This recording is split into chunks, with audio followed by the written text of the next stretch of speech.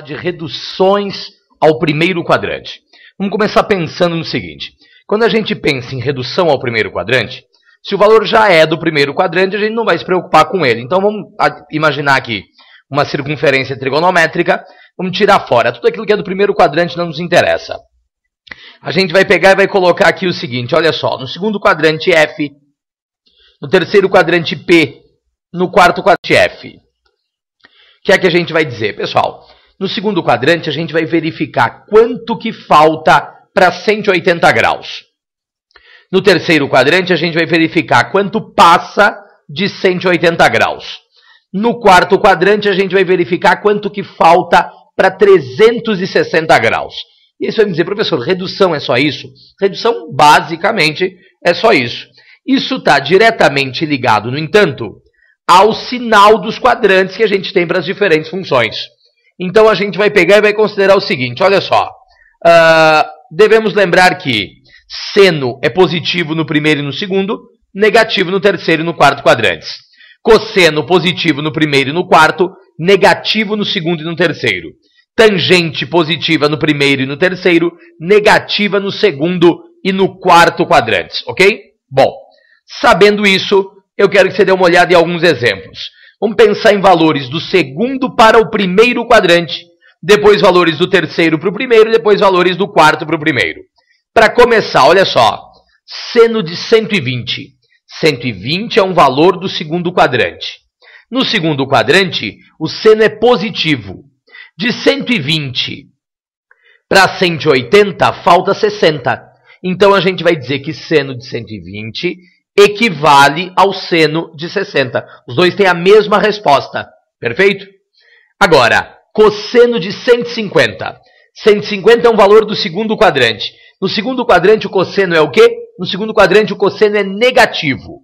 Resposta de quadrante negativo tem que ser uma resposta ao quê? Negativa. Então, você vai me dizer que cosseno de 150 é igual a menos... Pergunta. De 150 para 180, segundo quadrante, falta o quê? Falta 30. Então, cosseno de 150 é igual a menos o cosseno de 30. Da mesma forma, tangente de 135. 135 é um valor de que quadrante? Valor do segundo quadrante. No segundo quadrante, a tangente é negativa. Resposta de quadrante negativo tem que ser uma resposta o quê? Negativa. Então, de 135 para 180, falta 45. Quer dizer que a tangente de 135 é igual a menos a tangente de 45. Ok? Não pode esquecer o sinal dos quadrantes. Vamos pensar em ideias do terceiro para o primeiro quadrante. Dá uma olhada. Seno de 225. 225 é um valor do terceiro quadrante. No terceiro quadrante, o seno é o quê? É negativo. Então, a resposta vai ser negativa. Agora, 225 passou 45 de 180. Então, quer dizer que seno de 225 é igual a menos o seno de 45 graus. Cosseno de 240. 240 é um valor do terceiro quadrante. No terceiro quadrante, cosseno é negativo, a resposta lá já é negativa. 240, no entanto, passa 60 de 180. Quer dizer que cosseno de 240 é igual a menos o cosseno de 60. Tangente de 210. 210 é um valor do terceiro quadrante. No terceiro quadrante, a tangente é positiva, então a minha resposta é positiva. 210 passa 30 de 180. Quer dizer que tangente de 210 é a mesma coisa que tangente de 30. Perfeito?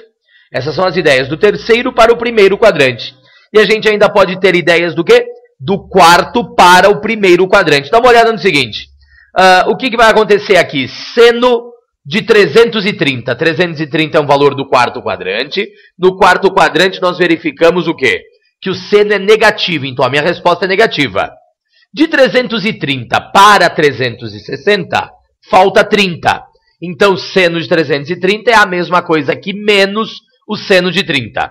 Cosseno de 315. 315 é o valor do quarto quadrante.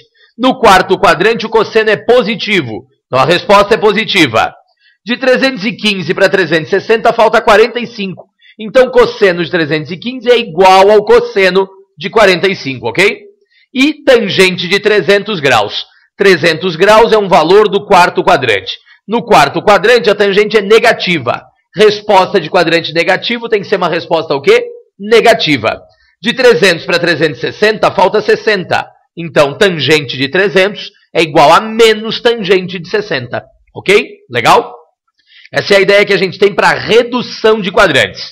Perfeito? Tem que lembrar da ideia básica e tem que lembrar do sinal dos quadrantes. Se esquecer o sinal dos quadrantes, a gente vai acabar tendo problemas aqui. Ok? Vamos em frente. O que é que a gente tem lá? Eu preciso te falar a respeito das relações trigonométricas que a gente vai demonstrar aqui. Imagine uma circunferência qualquer, trigonométrica, e aí eu vou te dizer o seguinte: segmento que sai do centro e vai até uma extremidade qualquer é o raio. Eu vou te dizer que esse raio que a gente está marcando em vermelho forma com o eixo horizontal um ângulo x qualquer. O que é que acontece? Raio de circunferência trigonométrico é um raio unitário. Então tá lá, ó, raio igual a 1. Sabendo disso, a gente vai pegar e vai pensar no seguinte.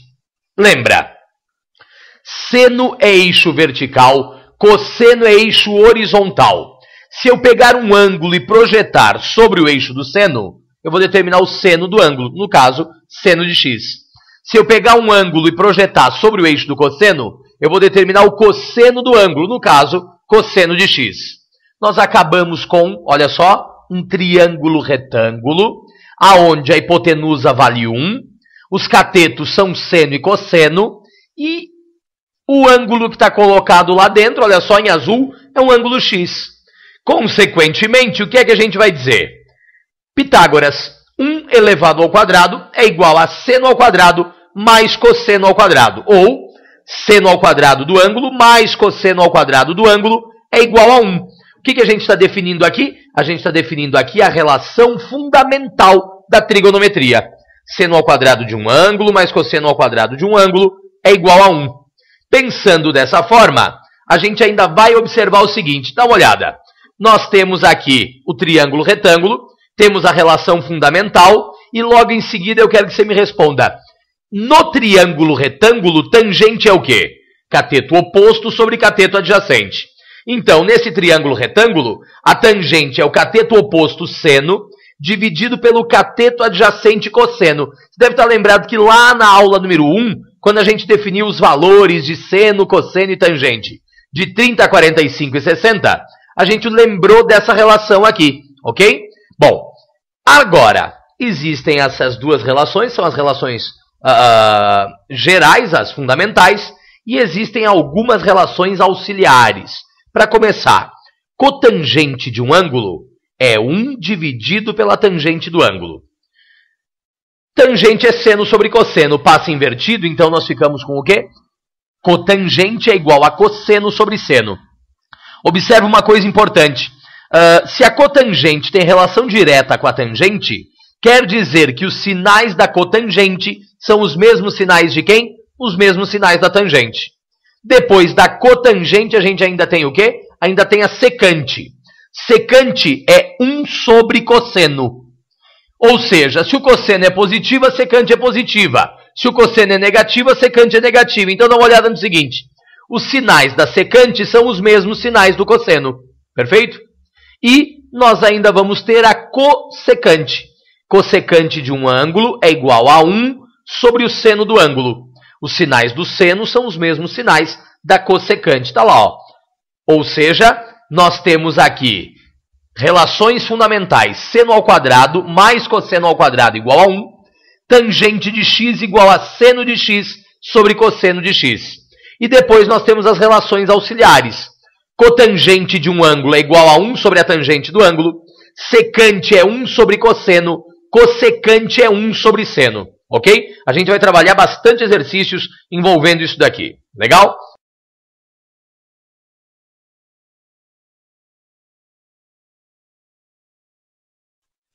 Vamos falar de...